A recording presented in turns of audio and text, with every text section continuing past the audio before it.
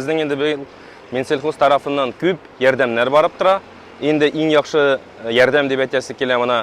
Біздің енді мен жылда сходта сөйледірем граждан вақытында 80 мең әгәр дә товарын нетел алсақ, Минсельхоз бере, енді үзебезнең район тагын 10 мең кушып бере.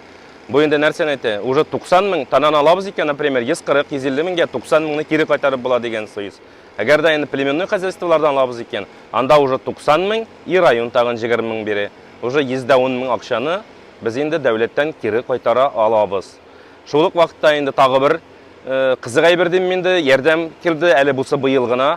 Без енді әгәр дә авыл җирендә торып бит инде барыбыз да үгез бызау сатып алып үстерсәк, әгәр дә үгез бызауны алабыз икән, 35 меңгә хәтле аның бәясен кире кайтарып була. Например, 70 меңгә алдык икән, хозяйстводан 35 меңен дәүләт аркылы кире кайтарырга була. Но моның инде заявкалары үтеп бара, 18 майдан 29 майга хәтле генә сроклары. Без инде сельский поселениеларга руководитель группаларына моны җибәрдек. Ну халык әле барыбер ничектер активлыгы юк. Белмим, аңлап бетермиләрме? Шуңа күрә шушы интервьюда да әйтәсе килә инде.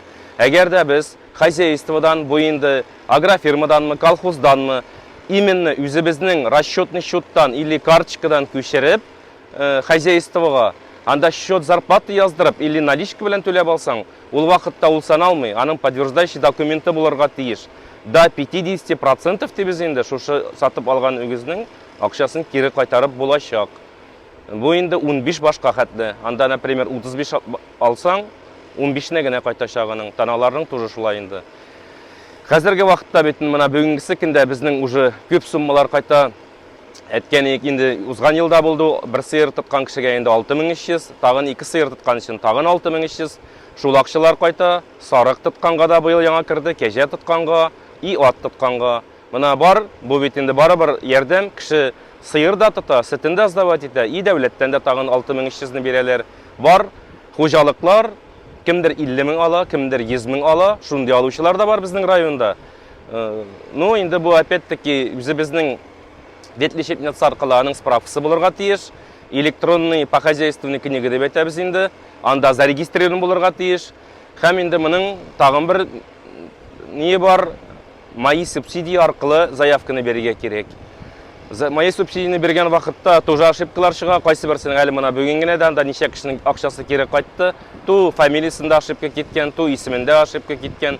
Андыйлар да була. Или инде анда налогы түләп бетмәгән аның кемнеңдер бер сум аркасында 100 мең акча кире кайта. Шунысын да карарга кирәк. Бернинди авырлыгы юк.